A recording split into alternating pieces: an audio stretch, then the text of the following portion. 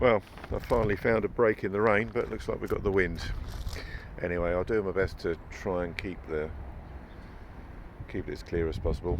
We've got today November 2010 Audi A5. It's must be one of the last of the V8 autos. I've had them in on the template with the V6 engine in, so this must be one of the last of them. Anyway, a lovely looking car in moonlight blue. It's had a couple of previous keepers. The bulk of the history is dealership.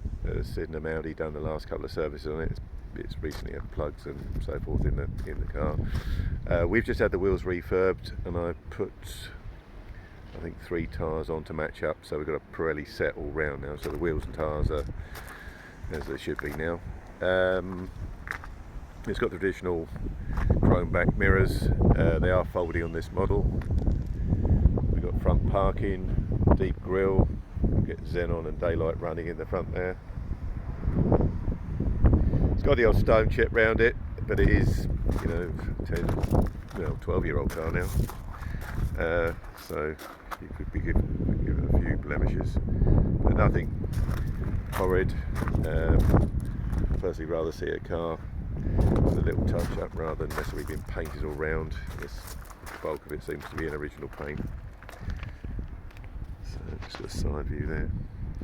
It's got privacy. No, we've got dim glass all the way around. Actually, the back does look a little darker. Also gets a roof. Unusual. I don't remember having another one with a roof. It only appears to tilt as far as I can work out from the functions. Would have been an expensive option. 19-inch rims. Personally, I think they're the best for driving. I know the bigger wheels look pretty, but from a driver's point of view, the 19s I think are probably the best size to have on the A5 generally, really. Decent bit of boot space, folding seats, so you got load through. It's a space saver spare in there. Warning triangle. Pretty sure they're LED lights. I'm pretty sure when I had the lights on, they had LED function in there. Let's have a look inside. We've got the lighter trim in this, fully electric seats with memory. I think they called this a crew, but maybe I'm mistaken. Anyway, the light trim, one of my favourites really, with the darker metallics. Everything's black today. And we got what looks like a carbon fibre trim going all the way around. The detailing follows on the centre console through the other door. Got cruise control over there, paddle shift on the gearbox, for the gearbox on the back of the steering wheel. It's got sat nav as well. It's also got in here, we've got the book pack. All the books are complete in there. It's also got a set of leads that haven't been used. Little plug-in, usually somewhere in this glove box. Also got a CD changer, airbag override for the passenger seat if you have a young one in the front. I say that's the roof. The roof's got a blind that pulls across manually, so you can close that off. Gets Isofix down the back of the front seats. Got the S logo in the backs of the seats, always a nice touch. I think these are uprated seats because I'm pretty sure, these look like they're more sculpted than the standard. They've got the knee extension there. In the back we've got 2 Isofix positions and 2 seating positions, so there's only 4. It's a 4-seater car. But dark headlining otherwise. You've got your Bose music in the back there.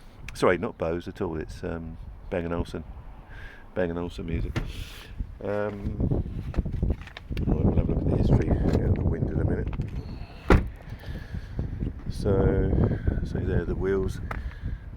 Got the they have the tyres off and stripped completely, so they're actually probably better than they were when they're new. They make a fantastic job. Got people over at Bury St Edmunds. Little V8 logos on the front wings there. Right, so we've got in the door, we've got the override for the mirrors and the folding mirrors, the presets that you can set up with your key. I think I've seen that in the MMI. And a boot release there as well. Gets the S5 logo, follows through on the doorstep. The door shut, I suppose it was really. Right, 70,000 miles on the Speedo. It's got DAB radio. There's your navigation.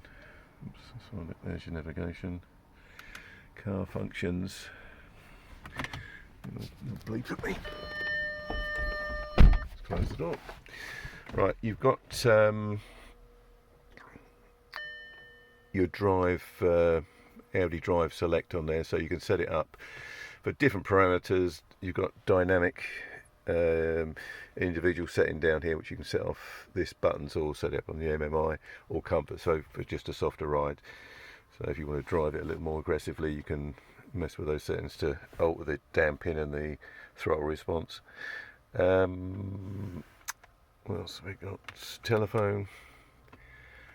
Should be able to connect your music through this. On this sort of changeover, sometimes you have to get a Bluetooth adapter to do it, but it would appear this possibly does it. If not, you can get an adapter that you plug in through the glove box.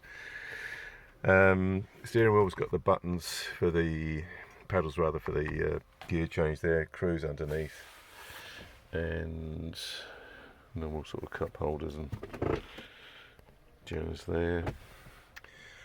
Dim dip mirror. Roof functions up here, so that just opens the tilt. I don't think it does any more than that. It seems a lot of trouble for a little, but I suppose you've got the benefit of the glass roof as well. And in fairness, once you're driving anything like this over 30-40 miles an hour, it's pretty much unbearable with the roof open anyway, so we'll do a bit of a farce really. Let's look at a bit of history. Service book.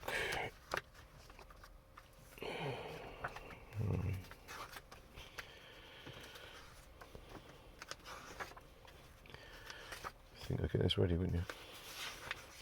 Right, so we've got Finchley Audi have done the 13, the 28 and the 38. It's gone to an independent at 44, and then there's another independent stamp. But then Sydenham, I've got the invoices, I'll show you in a second. Sydenham Audi have done the last two, so I think the last one was at 67,000 miles, so it was done over a year ago, so it's the services you only get on time. And we'll be giving it a general check over anyway, but see, the last time it was serviced, which it had plugs and all the filters, so an inspection service then, so it had two big services together. It seems excessive really, but that's what people do. So that's the document. Just cover the customer. It's had two former keepers on there, date of registration, and it was in St John's Wood, London, for part of its life. She's 354 brake horsepower, 324 foot-pounds torque, so no slouch. We've got some old MOTs, and there's the last couple of services. So from Sydenham, which I've just penned in the book, so that's easy to reference. Yeah, so nice car, last of an era really, and something probably worth contemplating as a collector car really.